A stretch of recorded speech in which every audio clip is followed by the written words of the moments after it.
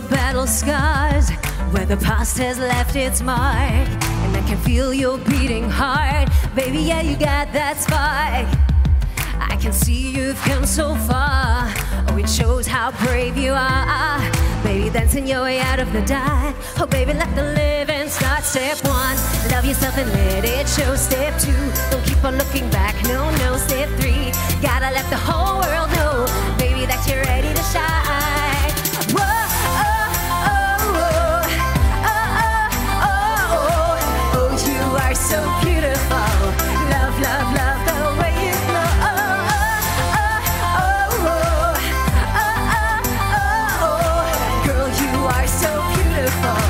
Love, love, love the way you gotta live your life. Live your life, live your life. You gotta let it shine, let it shine, let it shine. Whoa! Now that the sun's shining down your way, gotta cherish every single day. Live it up and let the music play. Everything will be okay, cause the wind has changed. Love is in the air, feel it everywhere. Go and help somebody, tell somebody life's worth living away. Step one, love yourself and let it show. Step two, don't keep on looking back, no, no. Step three, gotta let the whole world know, baby, that you're ready to shine. Hey! Oh, oh, oh, oh, oh, oh, oh, oh, you are so beautiful. Love, love, love the way you glow.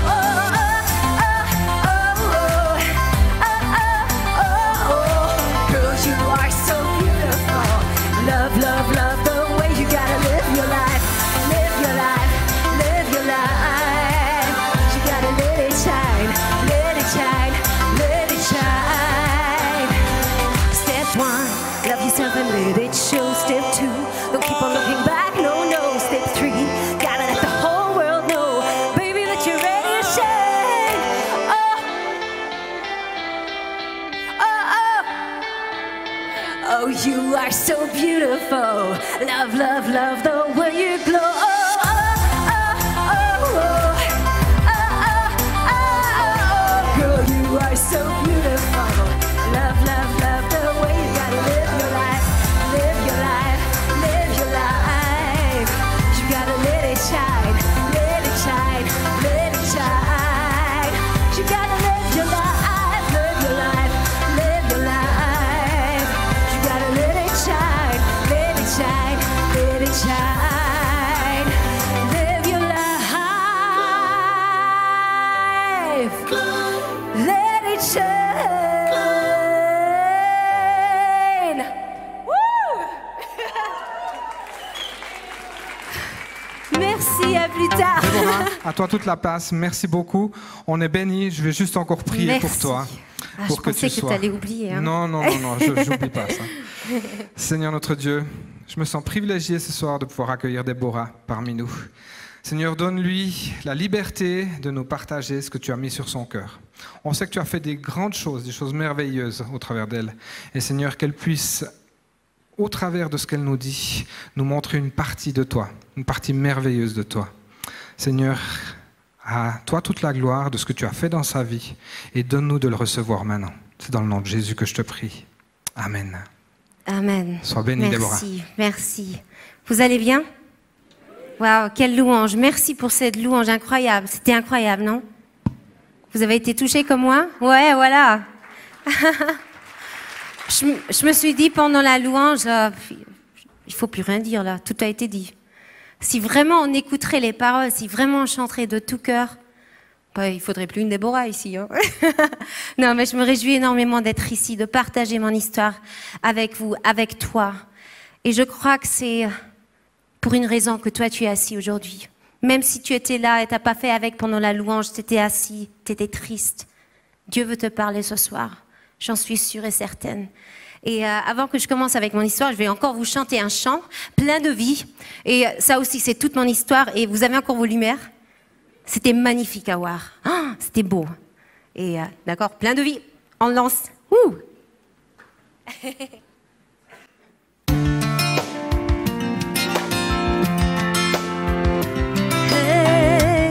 hey,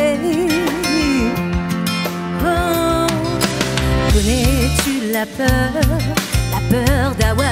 ton secret? As-tu déjà été pris par l'insécurité et parfois même trahi par le reflet dans le miroir? Je sais ce que ça fait, je l'ai vécu. T'es-tu déjà demandé pourquoi tu pleures seul le soir? As-tu déjà prié que la peine et la douleur s'effacent? En as-tu déjà fini de croire à l'amour pour la vie?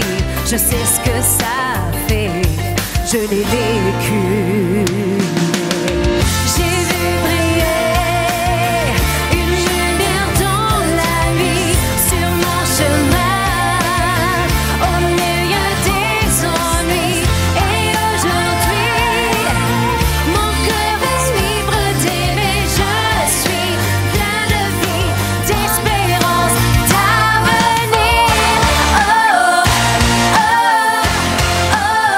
eh, eh, oh, oh, oh, eh,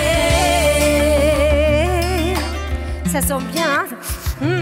Chez votre voisin, c'est pas mal, hein? Je veux te dire aujourd'hui que tu as le droit de sourire. Et ce que je vois en toi, c'est la liberté de revivre. Prêt pour un nouveau lendemain, avec Jésus comme vrai ami. Je sais ce que ça fait, je l'ai vécu. Voilà Seigneur, briller dans ta nuit, sur ton chemin, au milieu des ennuis. Et aujourd'hui, ton cœur est libre d'aimer. Tu es en plein de vie, d'espérance, d'avenir. Oh, oh, oh, eh, eh, oh, oh, oh, eh. Miroir, miroir devant moi, je ne croirai plus en toi. Je lève les yeux vers celui qui m'a fait donner la vie. Je sais qui je suis et j'en ai plus peur, car je suis plein de vie, d'espérance, d'avenir. J'ai vu briller sa lumière dans ma nuit, sur mon chemin, au milieu des ennuis. Je suis en vie, oh, oh, eh, eh. Tu es en vie, oh, oh, eh, eh. Nous sommes en vie, oh, oh, eh, eh. Je suis en vie, oh, oh, eh, eh. Tu es en vie, oh, oh, oh oui, tu es plein de vie, d'espérance et d'avenir. Wouhou! Tu es plein de vie, plein d'espérance et plein d'avenir. Tu le crois ce soir? Wouhou! Pour moi, de pouvoir dire « je suis en vie », déjà cette phrase, c'est un miracle. Parce que normalement, je devrais être morte. Voilà. Et c'est la vérité qui m'a sauvé la vie. J'ai ma Bible, hein, ma Bible moderne. Jusqu'à maintenant, j'ai pas de Bible en français encore. Je sais que je vais en recevoir ce soir. Dans Jean 8, 32, c'est dit « Et vous connaîtrez la vérité, et la vérité vous rendra libre. » Et ce soir, je veux te le dire à toi. Tu vas connaître la vérité. C'est à toi d'ouvrir ton cœur. Et c'est la vérité qui va te rendre libre. C'est possible ce soir. Parce que moi, je crois en Dieu qui fait des miracles. Je crois en Dieu qui fait des miracles. Parce que moi, je suis un miracle. Même si mon père, il m'appelle la Sainte Catastrophe, je suis un miracle. Comme je vous ai dit, j'ai grandi dans une famille incroyable. Je suis tellement reconnaissante pour ma famille. J'ai 3 frères. 3 frères. Et j'ai toujours eu tout l'amour dont j'avais besoin. J'étais une bonne élève, je faisais beaucoup de sport, j'étais une fille très joyeuse, plein de vie. Il me manquait de rien. Mais un jour, une seule phrase a bouleversé ma vie. Je jouais au handball et il y a l'homme de ma vie qui nous regardait. J'avais 13 ou 14 ans. Hein. Mais nous, les femmes, on sait. Quand on sait, on sait. On a toujours un plan. Et c'était lui et personne d'autre. Et il nous regardait et moi, je faisais de mon mieux. Hein. Quand je sautais, je faisais... Et après l'entraînement, la première fois, il venait envers moi et il m'a dit, Déborah, mais c'est incroyable, tu joues aussi bien. J'ai vu notre maison, le jardin, les enfants dans le jardin, le petit chien. Ben, tu joues tellement bien et je me demande comment est-ce qu'on peut courir étant aussi grosse que toi? Et c'est la phrase, je ne m'attendais pas à cette phrase. C'était la première fois de ma vie que j'ai réalisé que j'étais pas assez belle, que j'étais plus grosse que les autres. Je pesais 77 kilos à 13, 14 ans, c'est un peu plus que normal, mais ça ne me dérangeait pas. Je me sentais aimée jusqu'à cet instant. Et dans ce moment, ma vie a changé. Je suis rentrée avec mon petit vélo. J'ai pleuré. Ma mère qui était à la porte, elle m'a dit, mais qu'est-ce qui s'est passé? Je lui ai dit, maman, je suis pas belle, je suis moche. Personne m'aime, je dois perdre du poids. Elle me dit, mais arrête, ton poids va se trouver, ne te stresse pas. Tu manges un peu moins de féculents le soir et ça va s'arranger. J'ai commencé à ne plus manger le soir et j'ai perdu un peu de poids. Et à l'école, tout le monde me regardait et me disait, ah Déborah, t'as l'air bien, est-ce que t'as perdu du poids? On aime cette phrase, hein? Et ça m'a encouragée de perdre encore plus. Parce que dans ma tête, le mensonge a pris place que de perdre du poids, de maigrir, ça voulait dire être aimé, être accepté, être vu. Nous tous, on est à la recherche d'être vus, d'être reconnus par les gens autour de nous. Et tout ce que mes parents m'avaient dit sur moi-même, je l'ai oublié, je ne le croyais plus. Je croyais aux mensonges. Et qu'est-ce que j'ai fait? J'ai arrêté de manger entièrement. Je vivais d'une demi-pomme par jour, ce qui n'est pas beaucoup. Et au bout d'un an, j'avais perdu 30 kilos. J'avais pas seulement perdu 30 kilos, j'avais perdu toute ma joie de vivre. J'étais plus moi-même. Je commençais à mentir à mes parents quand je rentrais de l'école. Je disais, je vais pas manger, j'ai mangé à l'école déjà, merci, c'est bon. Mettez-moi quelque chose de frigidaire, je le mangerai plus tard. Je le jetais à la poubelle ou au WC. Quand ma mère me forçait à manger avec la famille, j'avais mon petit sac à main sous la table. Et je glissais la nourriture dans mon pull et je mettais tout ça dans mon sac. Ou alors vraiment, je le prenais en bouche, mais avant de l'avaler, je le crachais dans la serviette. Jamais j'ai avalé la nourriture. Et ma mère se disait, mais elle mange, mais c'est pas normal qu'elle maigrisse encore plus. Je me suis isolée de tout le monde. J'ai commencé à vivre une vie dans ma chambre.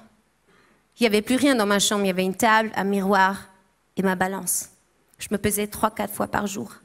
Et dès que j'avais 100 grammes de plus qu'au jour d'avant, c'était la crise, c'était la panique. Je faisais du sport dans ma chambre. On m'a foutu dehors au handball parce que je tombais dans les pommes tout le temps. Et ils avaient peur. Il n'y avait plus rien après moi. On voyait les os partout. Ma mère, elle essayait de me faire manger. Moi, je lui lançais la porte dans le visage. Je lui disais, mais laisse-moi tranquille, je te déteste. Ça m'a brisé le cœur de dire ça, mais c'était plus facile que d'admettre que j'avais un problème. Je voulais garder ma maladie à moi. Je ne savais pas que c'était une maladie. Pour moi, c'était toujours bon, 3-4 kilos, encore 3-4 kilos. Dès que je les avais perdus, ok, encore 3-4. Et j'arrivais plus à m'en sortir. Je faisais la cuisine tous les jours. Des menus avec 6 à 8 plats. Et je mettais le double en sucre, le double en huile, parce que je voulais voir comme tout le monde prend du poids autour de moi, pendant moi que j'en perds. Mon père, il me dit ça a marché. Même moi, j'étais dans la cuisine et dès que je touchais un peu de beurre, j'avais peur que ça allait passer par la peau et que j'allais grossir à cause de ça. Je pouvais même pas partager un verre d'eau avec quelqu'un, un verre d'eau, parce que maintenant il faut me suivre, c'est compliqué. Moi, je pensais, mais si lui, avant, il a mangé un steak ou des frites, peut-être qu'il y a de l'huile après ses lèvres. Et si moi, je touche le même endroit au verre d'eau que lui, je vais l'avaler aussi, je vais prendre du poids. Tellement j'étais malade. J'ai commencé à perdre mes cheveux. Il y a des poils qui ont poussé ici. Et ça, c'est le corps qui le fait contre le froid, parce que j'avais toujours froid, j'avais un manque de calories. Alors je mettais 5 pulls, même en été. J'avais plus mes règles, ce qui était très grave pour moi, parce que je voulais toujours avoir une grande famille. Et là, le médecin me disait, tu ne vas plus jamais pouvoir avoir d'enfants. Mais j'étais tellement malade que je lui ai dit, je m'en fous. Au moins, moi, je suis disciplinée, vous ne l'êtes pas, hein. Un autre jour, on est allé chez le médecin, mais là, il me disait, Déborah, je veux seulement parler avec ta mère. Et la porte est restée ouverte un petit peu. J'ai entendu comme le médecin a dit à ma mère, Madame Rosenkrantz, on est vraiment désolé, mais on ne peut plus rien faire pour votre fille. Votre fille va mourir dans les prochaines semaines. Et là, c'est la première fois que j'ai entendu ce que j'ai jamais voulu entendre, mais ce que je savais au fond de moi. Et ma mère est sortie de la chambre, elle a pleuré. Je voulais pas la voir comme ça, alors tout de suite je lui ai dit, maman, j'ai faim, est-ce qu'on peut faire la cuisine, est-ce qu'on peut manger quelque chose? Juste pour lui donner de l'espoir pendant 2 minutes, parce que j'ai jamais touché là ce qu'on avait cuisiné ce jour-là. Mais depuis ce jour-là, j'ai eu peur. Je voulais pas mourir, j'avais peur de la mort. Oui, je suis fille de pasteur, mais pour moi, je me suis éloignée de la foi parce que Jésus et des problèmes alimentaires, ça n'allait pas ensemble pour moi. J'aurais pas pensé que j'aurais pu lui parler de tout ça. Et au fond de moi, je savais aussi que je faisais quelque chose qui n'était pas juste. Alors qu'est-ce qu'on fait? On s'éloigne. Pas longtemps après, une nuit, je suis partie à un concert. Mais mes parents ne voulaient pas que je parte parce qu'ils avaient peur que quelque chose m'arrive. Je suis partie sans qu'ils savaient. Et c'était pas bien. 400 personnes qui chantent, qui dansent, qui sautent. Et toi, tu es au milieu, au bout de tes forces. Tu n'as plus rien après toi. J'étais heureuse quand mes amis ont dit « Viens, on rentre à la maison ». Mais on s'arrête vite à... Mais bien sûr. Et ça sent quoi là-bas? Les frites. Jamais de la vie j'aurais pu entrer à McDonald's. Je pensais que si j'allais respirer ça, j'allais prendre du poids. Alors j'attendais devant la porte. Et j'étais fatiguée. J'avais faim. J'avais faim de vivre. Pour des cas d'urgence, j'avais une pomme aussi grande que ça dans mon sac à main. Et quand j'ai réalisé que j'arrivais même plus à la manger, c'est là que j'ai vu que j'ai un vrai problème et que c'était trop tard pour moi. J'avais plus de force. Cette nuit, je suis rentrée vers 1h, 2h du matin. Et je voulais lentement passer la chambre de mes parents pour qu'ils ne m'entendent pas. Et c'était là que j'ai entendu un pleur sortir de cette chambre. Ma mère qui pleurait, mon père qui pleurait au milieu de la nuit. Et je suis allée plus près vers la porte, je voulais entendre ce qui se passe, ce qui est arrivé.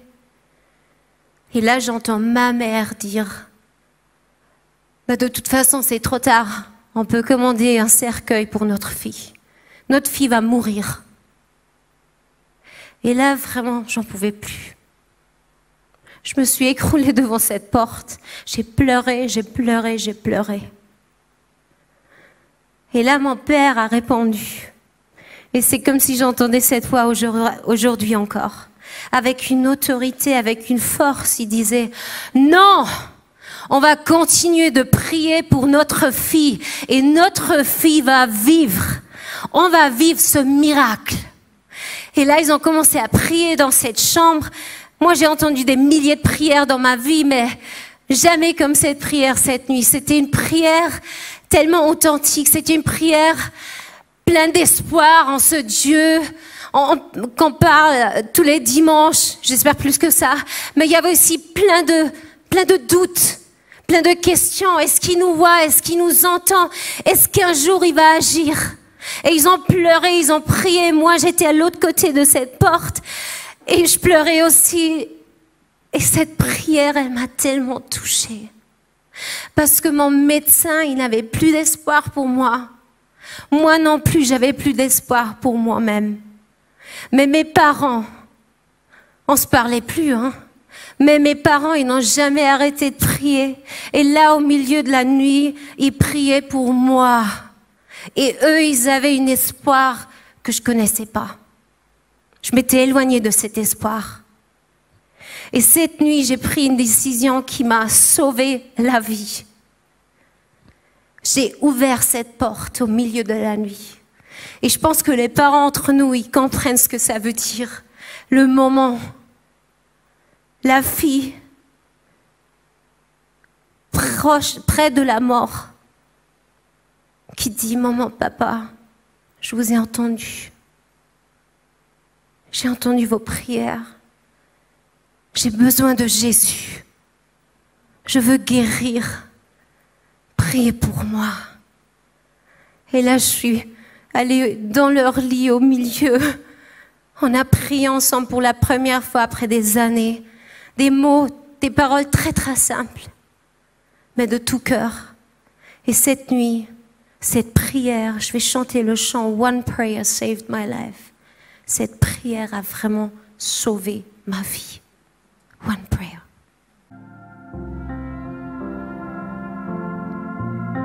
Dès le début, c'est pas le début ça.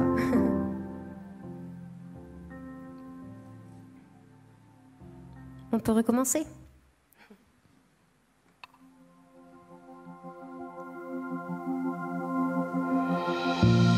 I was lost in the darkness. My hope was all gone.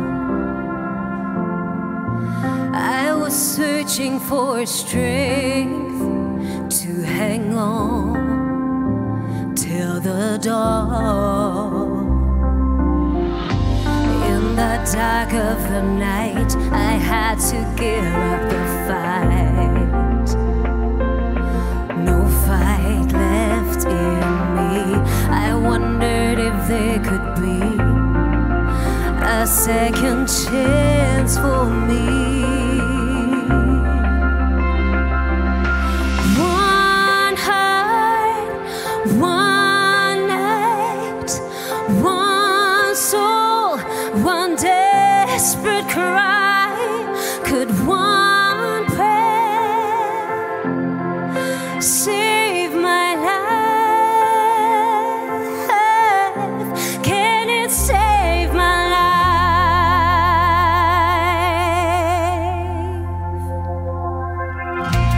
It was time to surrender. I just threw up my hands. It really hurts to remember. Now I understand. My walls came tumbling down when my knees hit the ground. Oh, I cried out for help, heart pounding out of my chest. I knew that I had been blessed, blessed by you. One heart, one night, one soul, one day.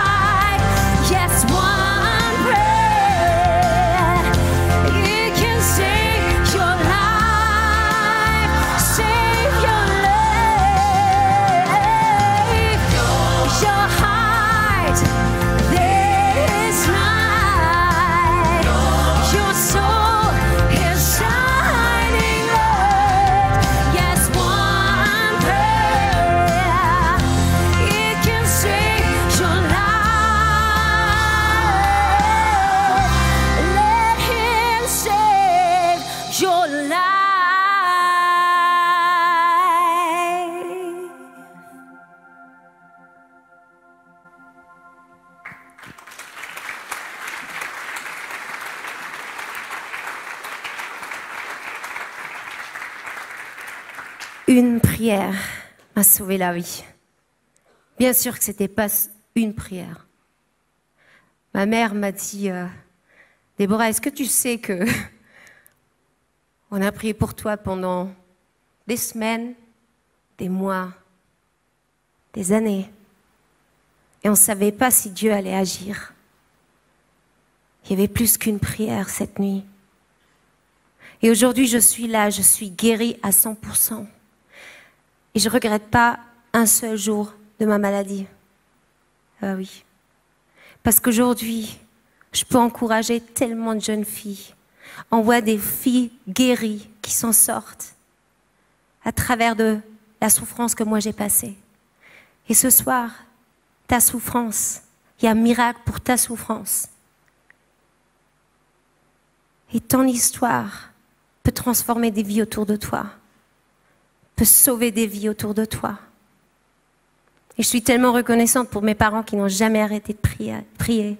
Bien sûr qu'après, on a passé très dur. J'ai pas été guérie le lendemain, non, désolée. C'est un processus qui a commencé après. Mais là, je savais, j'étais plus seule. J'ai ouvert la porte pour chercher de l'aide. Et à chaque fois que j'allais mal, j'allais vers ma famille. On priait ensemble. Et j'ai presque repris les 30 kilos. Et oui. Et vous savez que c'est pas facile, ça. Tout le monde me disait, oh, Déborah, t'as l'air bien, hein. J'ai pas aimé du tout. Alors j'étais très heureuse qu'on a déménagé.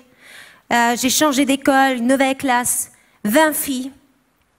Tout le monde pensait que j'étais guérie. La sainte catastrophe. Et dans cette nouvelle classe, avec 20 filles, 12 étaient boulimiques. 12. Moi, je connaissais pas du tout la boulimie. C'est quand on mange, on se fait vomir après pour pas prendre du poids. Les statistiques disent que même ce soir, il devrait y en avoir 30, au moins. C'est une maladie qu'on peut cacher très facilement. Mais ces filles à l'école, vous savez, le pouvoir des mots, la puissance des mots aussi qu'on parle. Dans chaque pause à l'école, elles parlaient de ça. Ah, qu'est-ce que tu manges toi? Qu'est-ce qui remonte le plus facilement? Tu prends la brosse à dents aussi si tu as l'impression que pas tout est sorti. Comme si c'était le plus normal du monde. Et un jour, la fille la plus riche, la plus belle de ma classe, elle m'offre son jean, super cher, design, un truc, je sais pas quoi, 400 €. Elle me dit, tu peux l'avoir, ça m'allait quand j'étais grosse. Et vous savez ce qui s'est passé? Vous le savez, hein? Je suis rentrée chez moi ce jour-là. Je me suis dit, bon, je vais vous montrer comment ça va, parce que moi, je sais comment que ça va pour maigrir. Je suis allée dans la salle de bain, j'ai fermé la porte à clé, j'ai mis de la musique, j'ai même allumé la douche pour qu'on n'entende pas. Et j'ai essayé, juste pour voir si je savais faire ça aussi, moi. Et vous savez quoi? C'était tellement facile. C'était tellement facile que c'était pas bon, je vais essayer une fois. Très vite, c'est tourné en pas 10 fois par jour, pas 14 fois, plutôt 16, 18 fois par jour. La boulimie, c'est horrible. Tu n'arrêtes pas de manger pour remplir ce vide en toi. Toujours à la recherche d'être vu, d'être reconnu, d'être aimé. Mais moi, c'était horrible. Chaque fois, j'étais couchée par terre après. Mon corps tremblait comme ça, je crachais du sang. C'est pas beau. Mais le dimanche matin, hein, la nouvelle église, mon père, pasteur, moi qui chantais dans la louange, alléluia, je faisais les meilleures prières, parce qu'on sait comment le faire hein, quand on est fille de pasteur. Mais personne ne savait que l'après-midi, j'étais penchée au-dessus des toilettes. Je me faisais vomir. Et l'un de ces dimanches me disait, mais qu'est-ce qui s'est passé dans ta vie, Déborah? Tu racontes partout que Jésus t'a guéri de l'anorexie. Mais là, en cachette, ce qui se passe, personne ne le sait, personne ne le voit, même pas tes parents. Et là, j'ai réalisé que, oui, quand j'allais mal, je priais avec ma famille. J'allais à l'église, bien sûr. Mais moi, je n'avais pas cette relation personnelle avec Jésus. Je priais jamais moi-même. Je lisais pas ma Bible. Bah, il n'y avait rien sur des problèmes alimentaires là-dedans. Hein. Mais là, j'en pouvais plus. Et j'ai crié à Dieu. J'ai dit, je ne sais même pas si tu peux me pardonner parce que j'aurais dû savoir. Tu m'as guéri une fois. Je ne sais pas si tu veux me guérir une deuxième fois. Mais de toute façon, tu vois ce qui se passe. Et je te prie de me sortir de là, j'en peux plus. Guéris-moi. Et j'ai prié cette prière chaque fois après que j'ai vomi, alors 18 fois par jour. Et en même temps, j'ai sorti ma Bible. Je ne savais pas quoi lire. Je suis allée sur Google et j'ai tapé Dieu et problèmes alimentaires. Et un site s'est ouvert avec des versets bibliques. Ah, je ne le sais pas en français, mais je suis celui qui guérit. Je suis Dieu, ton médecin. Comment on dit en français? Je ne sais même pas. Vous savez? Vous ne savez pas? Bah, Dieu guérit, voilà. Et il y avait d'autres versets qui m'ont parlé, qui m'ont touché. Et j'ai commencé à les répéter chaque jour sur moi-même. Et je vous dis, j'étais devant le miroir, je pouvais même pas me regarder. Et j'ai pleuré parce que je pouvais pas croire que j'étais aimée. Mais c'est la vérité de la Bible qui m'a délivrée. J'ai continué à faire ça tous les jours, tous les jours, tous les jours. Et vous savez ce qui s'est passé? Je pouvais plus croire ce mensonge que j'étais pas assez bien. Parce que quand Dieu vit vraiment en toi, quand tu as cette relation personnelle, c'est la vérité qui prend plus de place que le mensonge du monde. Et d'un coup, tu te dis, mais attends, si Dieu m'a créé, je suis parfait. C'est qu'il me voulait comme ça. Il voulait le nez comme ça, il voulait les muscles comme ça. C'est pas mal, hein? Il voulait pas que je change. Pour lui, je suis parfait. Tout ce qu'il veut, c'est que moi, je lui donne ma vie, telle qu'elle est. Et que je m'occupe pas trop de mon... Oh, papa, j'ai cherché le mot avant. Aussehen. De mon apparence, merci. On est tellement focusé sur ça qu'on oublie la raison pour laquelle toi, tu es sur terre. Et j'ai compris ça à travers de la parole, à travers de la vérité qui m'a vraiment délivrée. Là aussi, c'était un processus. Ça s'est pas passé comme ça. Mais je vous dis, je croyais être libre et 2-3 mois plus tard, bam, je me retrouvais aux toilettes. Mais là, c'était plus un aïe, aïe, aïe, qu'est-ce que je fais maintenant? Oh là là, Seigneur, non, je te parle plus. Là, c'était un ok, j'ai fait des bêtises, pardonne-moi, aide-moi, ok, on continue. Parce que j'avais la relation personnelle avec Jésus. Et c'est ça ce qui compte, c'est ça ce qui te délivre. Je suis partie au bout du monde. Suisse? C'est qui a dit Suisse? En Australie, chez Hillsong. Et c'est vraiment là-bas que j'ai guéri. Après 7 ans de problèmes alimentaires. Ça m'a tellement appris là-bas, j'ai tellement grandi dans la foi que j'ai vraiment pu revenir guéri à 100%. Et quand je dis 100%, c'est 100%. Je peux avoir des enfants.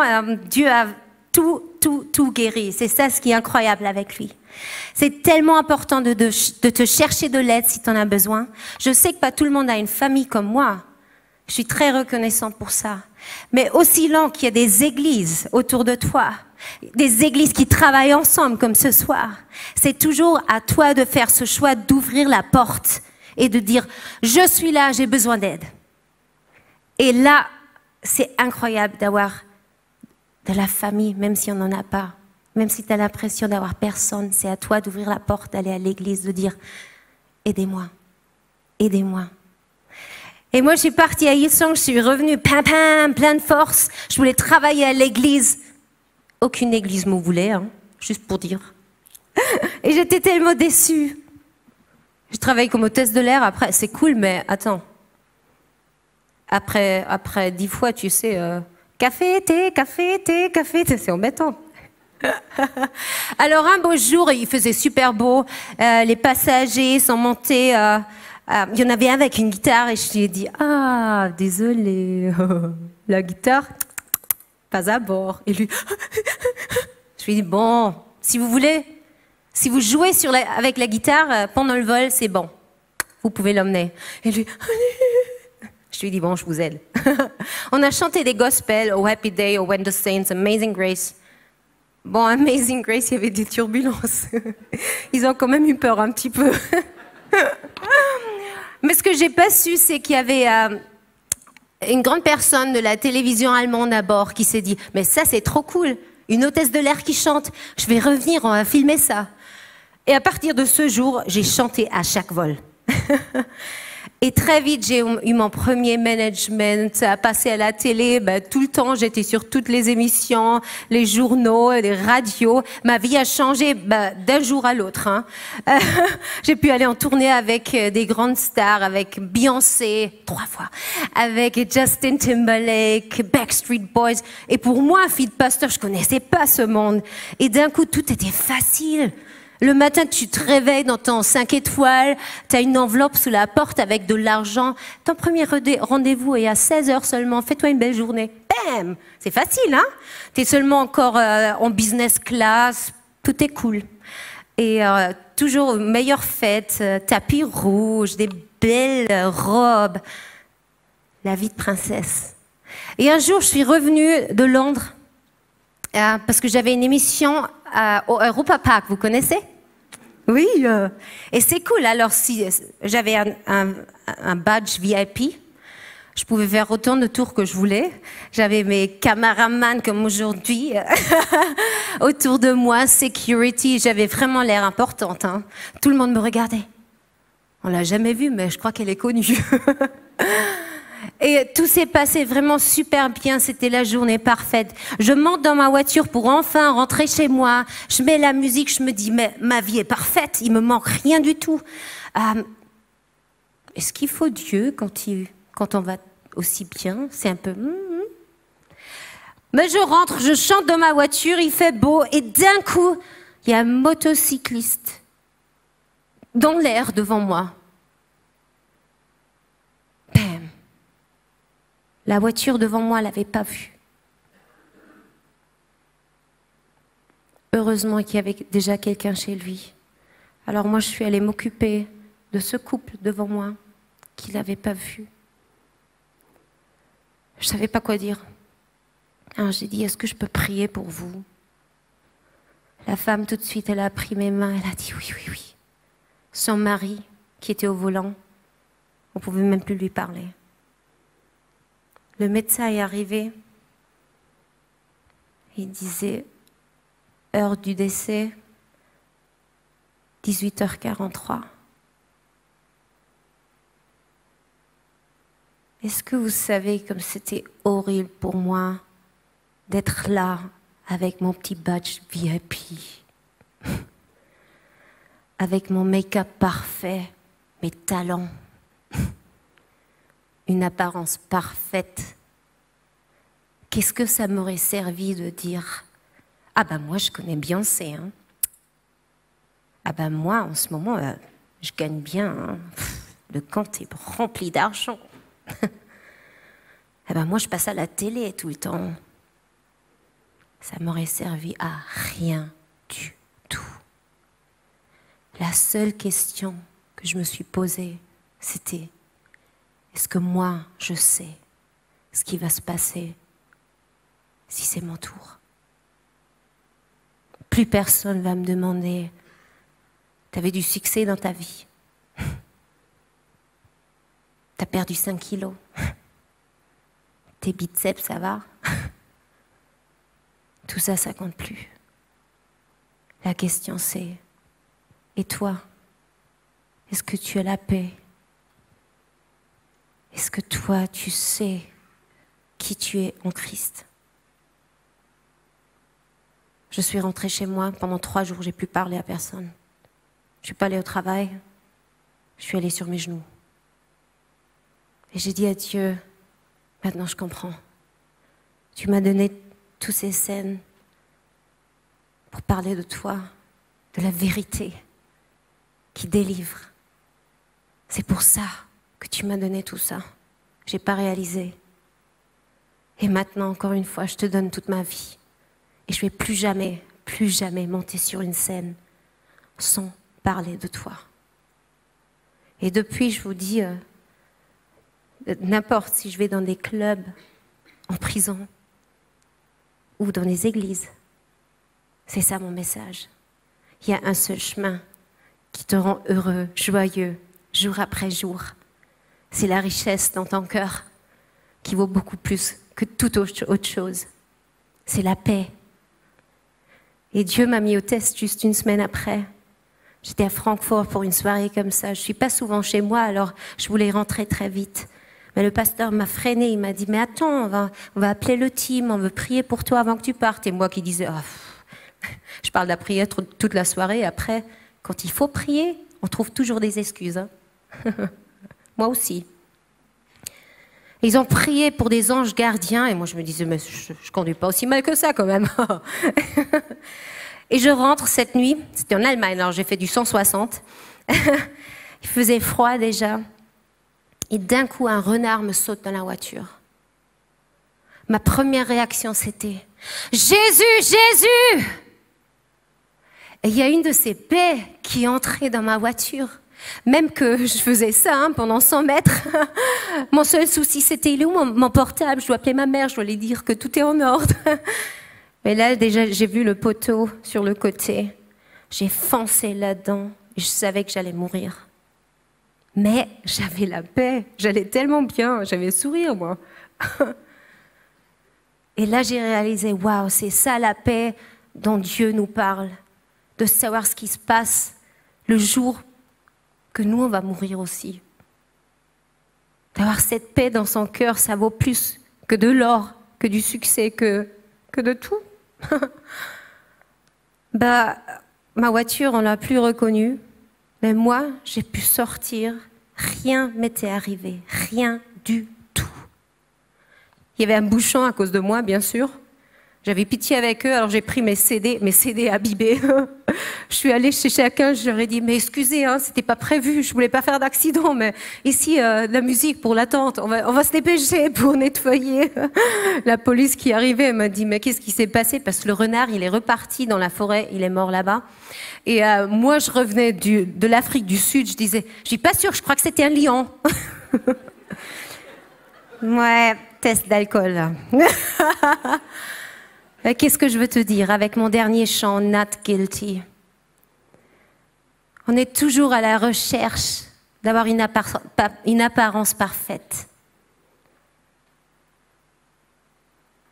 On veut faire croire tout le monde que tout va très bien.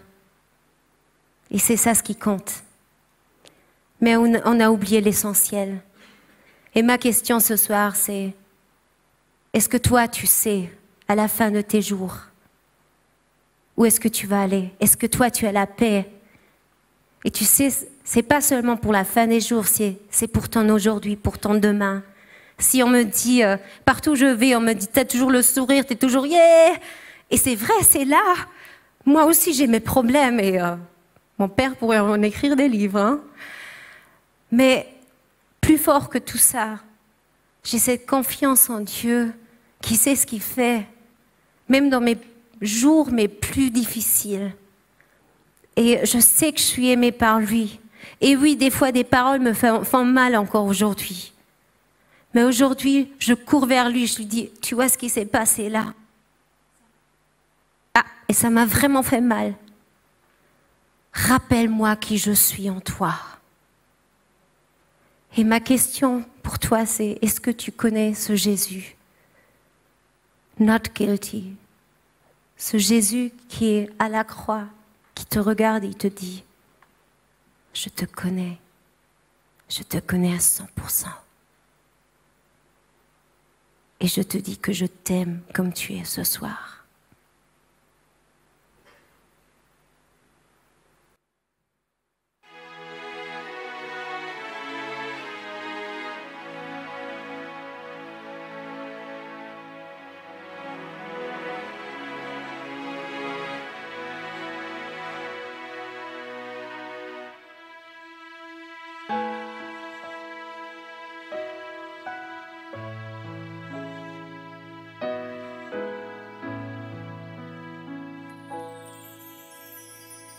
I stand accused,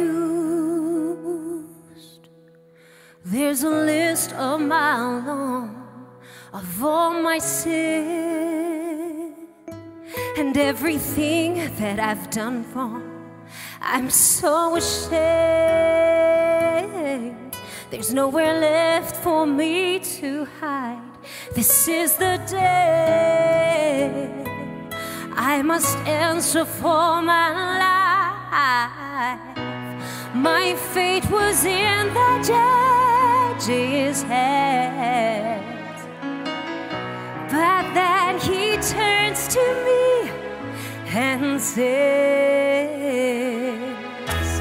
I know you, I love you, I gave my life to save you. Love paid the price for mercy. My verdict, not guilty. How can it be? I can't begin to comprehend what kind of grace would take the place for all my sin. I stand in awe now that I have been set free. And the tears well up as I look at the cross. Oh, it should have been there. My fate was in the nail-scarred hands. She stretched them out for me and says, I know you, I love you, I gave my life to save you. Love paid the price for mercy. My verdict, not guilty. I'm falling on my knees to thank you. With everything I am, I praise you. So grateful for these words I heard you say. 'Cause he knows you and he loves you. Oh yeah, he gave his life. I know you, I love you. Oh yes, I gave my life just to save you. Love paid the price for mercy. God's verdict, you're not guilty. 'Cause he knows you, he loves you. Yes, he gave his life just to save you. Love paid the price for mercy. God's verdict, you're not guilty. His love, it paid the price for mercy. God's verdict,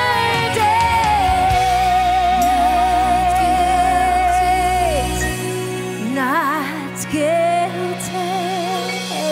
Not guilty. You're not guilty. Je voudrais bien prier pour vous à la fin. Si quelqu'un pourrait venir au piano. Toute la soirée, j'ai parlé de la puissance de la prière et je ne veux pas partir sans avoir prié pour toi. Parce que je crois que cette soirée est très importante pour toi, même si je ne te connais pas. Dieu te voit. Et c'est Dieu qui t'a amené ici ce soir. Ne loupe pas ce moment de lui donner ta vie. Peut-être que comme moi, tu as vécu dans l'église depuis tout petit.